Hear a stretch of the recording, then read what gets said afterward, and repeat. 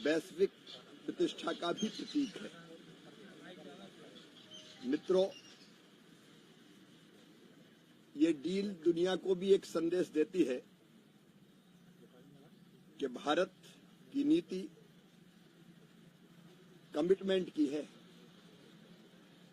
Compromise की नहीं है। हम आत्मविश्वास से देश के हित में निर्णय लेते हैं। हम सौदेबाजी नहीं, लेकिन संतुलित रणनीति अपनाकर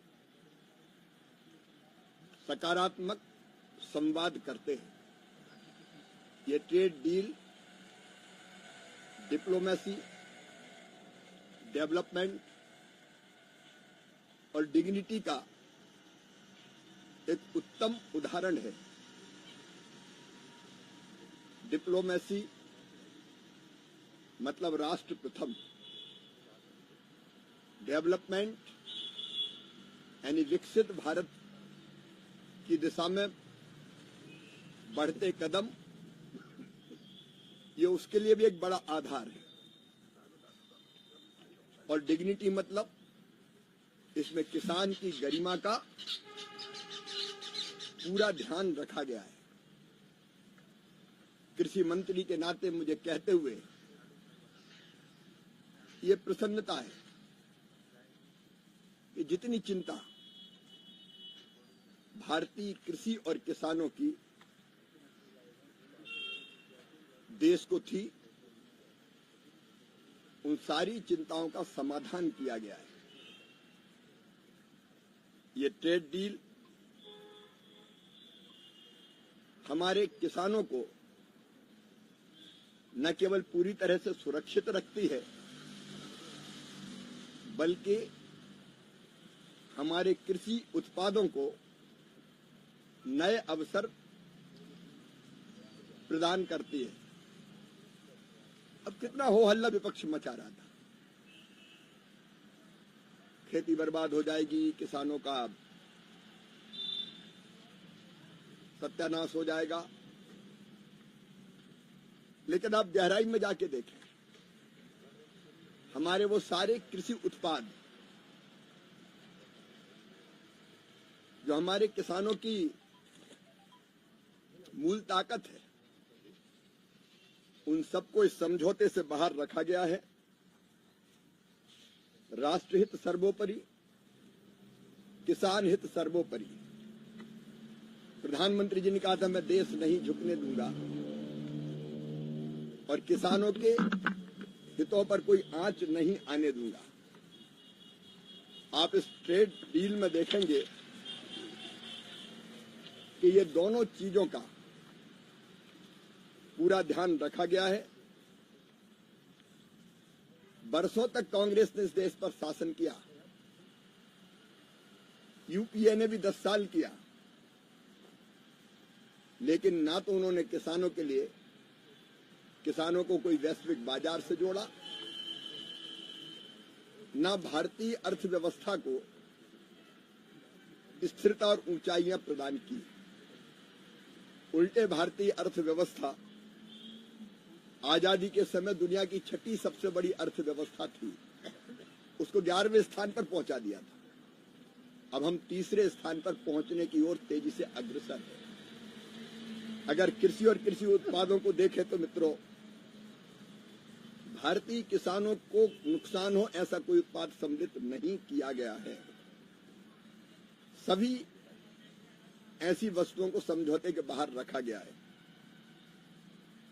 आप देखेंगे सोयाबीन, मक्का, चावल, गेहूं, चीनी, मोटे अनाज, पोल्ट्री, डेयरी, केले, स्ट्रॉबेरी, चेरी, खट्टे फल, हरी मटर, काबुली चना, मूंग, तिलहन, इथेनॉल, तंबाकू जैसे उत्पादों पर कोई टैरिफ में छूट नहीं दी गई है। और सबसे ज्यादा चिंता इसी बात की थी कि हमारे प्रमुख अनाज सुरक्षित रहना चाहिए, वो सब के सब सुरक्षित रखे जाए। प्रमुख अनाज, प्रमुख फल, हमारे डेयरी उत्पाद,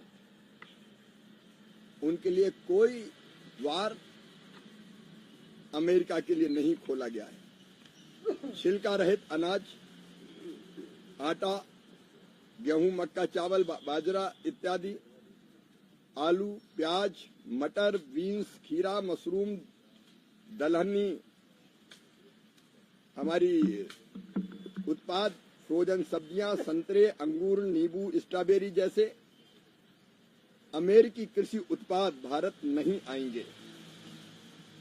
इसके अलावा मिक्स डब्बा बंद सब्जियां भी भारत नहीं आएंगी। दुग्ध उत्पादों में भी liquid, powder, cream, yoghurt, butter milk, मक्खन, घी, बटर ऑयल, पनीर, चीज, इनको भारत में एंट्री नहीं मिलेगी। कृषि और डेयरी उत्पादों के अलावा इस लिस्ट में कई मसाले भी सम्मिलित हैं। भारत अमेरिका से काली मिर्च, लौंग, सूखी हरी मिर्च, दालचीनी, धनिया, जीरा, हींग, अदरक, हल्दी, अजवाइन, मेथी, केसिया, सरसों, राई, भूसी और अन्य पाउडर मसाले नहीं मंगवाएगा। मतलब लगभग हमारे मसाले सुरक्षित हैं। भारतीय किसानों के कृषि उत्पादों को, कई कृषि उत्पादों को अमेरिका में शून्य शुल्क पर निर्यात किया जाएगा। लेकिन अमेरिकी किसानों के कृषि उत्पादों को भारतीय बाजार में ये छूट नहीं मिली है। और मैं फिर कह रहा हूं, भारत के कृषि और डेयरी के हित पूरी तरह से सुरक्षित है। कृषि क्षेत्र में कई उत्पादों पर जो टैरिफ था वो 50% से घटाकर 0 किया है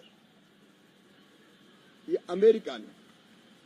इनमें मसाले, हमारे मसालों का बड़ी मात्रा में निर्यात होता है। चाय, काफी, नारियल का तेल, सुपारी, काजू, वनस्पति मोम, एवोकाडो, केला, अमरूद, आम, कीवी, पपीता, अनानास, मशरूम, जौ जैसे कुछ अनाज भी ये सम्मिलित है। मित्रों, अभी 2024-25 में 4.45 बिलियन अमेरिकी डॉलर तक पहुंचने के साथ वैश्विक निर्यातक के रूप में अपनी मजबूत स्थिति बनाए रखी है। और मसाला निर्यात में हमारे 88% पहले वृद्धि हुई है। अब हमारे मसालों को भी नया बाजार मिलेगा। मित्रों, इस पूरे समझौतों को अगर आप देखें, मसालों और बाकी कृषि उत्पादों के मामले में, विशेषकर मसालों के मामले में, दुनिया भर के 200 स्थानों पर हमने मसाले और मसालों के उत्पाद निर्यात किए हैं।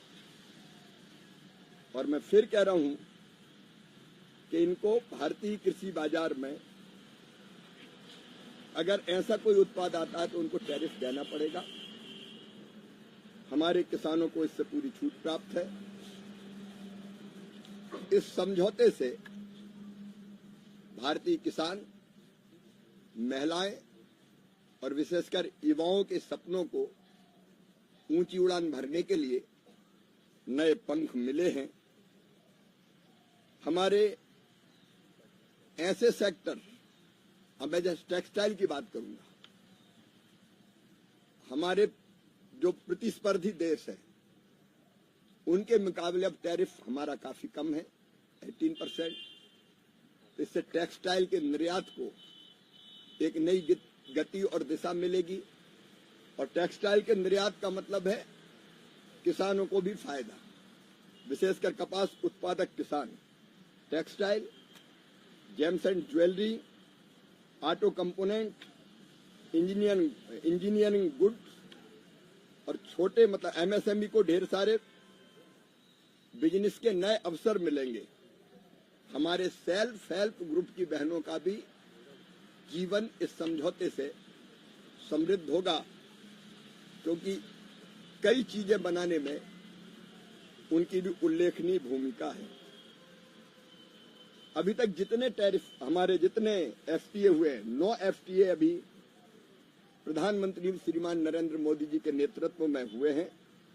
अमेरिका के अलावा आप जानते हैं यूएई के 27 देश, ओमान, न्यूजीलैंड, यूके से एफटीए हो चुका है और बाकी देशों से भी बात चल रही है। और इन सारी डील्स का फायदा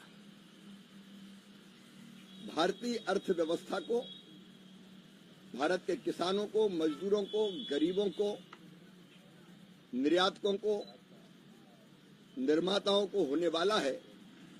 और इसलिए मैं मानता हूं कि जो हमारा संकल्प है 2047 तक विकसित भारत का निर्माण, उस विकसित भारत और आत्मनिर्भर भारत के निर्माण में ये समझौता और ये सब समझौते मील के पत्थर साबित होंगे। मैं प्रधानमंत्री श्रीमान नरेंद्र मोदी जी को हृदय से धन्यवाद देता हूं। धन्यवाद। भाई इतना ध्यान रखिएगा कि मुझे 9:15 बजे मेरी बेंगलोर की फ्लाइट है। सोयाबीन प्रदेश है, सोयाबीन के लिए नहीं खोला लेकिन डीडीजीएस के लिए खोला है, तो खास करके मध्य प्रदेश के किसान इस संदर्भ में इस फैसले को कैसे देखें? उनके हित में मैं फिर कह रहा हूं, उनके हित पूरी तरह सुरक्षित है। पहले 25% मुझे 8:45 बजे निकलना होगा, नहीं तो पहले ट्रंप ने 25% किया टैरिफ, फिर 50 किया, फिर 18 किया है। जब 25% हुआ था उससे पहले कृषि उत्पाद और डेयरी उत्पादों पर कितना टैरिफ था और अब कितना किया है अमेरिका में? पीयूष जी ने सारी बात साफ की है। मूल चीजें जो जरूरी थी मैंने आपके सामने। सर, क्या विपक्ष भ्रम फैला रहा है, आप ये कहना चाहते हैं इसको लेकर? क्योंकि 12 तारीख को विपक्ष तो वेंटिलेटर पे चला गया। उसको लगता था पहले कि हंगामा हो जाएगा, घेरने का मौका मिलेगा। सही बात यह है कि उनको राष्ट्र हितों से कोई लेना देना नहीं है। मोदी विरोध चाहिए और मोदी जी का विरोध करते करते कई बार वो देश का विरोध करने लगते हैं। कुछ चीजें ऐसी होती जिसको राजनीति के ऊपर रखने की कोशिश करनी चाहिए, लेकिन प्रतिपक्ष का जो रवैया पिछले वर्षों में और पिछले दिनों में हमने देखा, हर सकारात्मक चीज का विरोध, और इस विरोध से देश को कितना भी नुकसान हो जाए उनको परवाह नहीं है। लेकिन अब उनको सूझ नहीं रहा कि वो क्या कहें।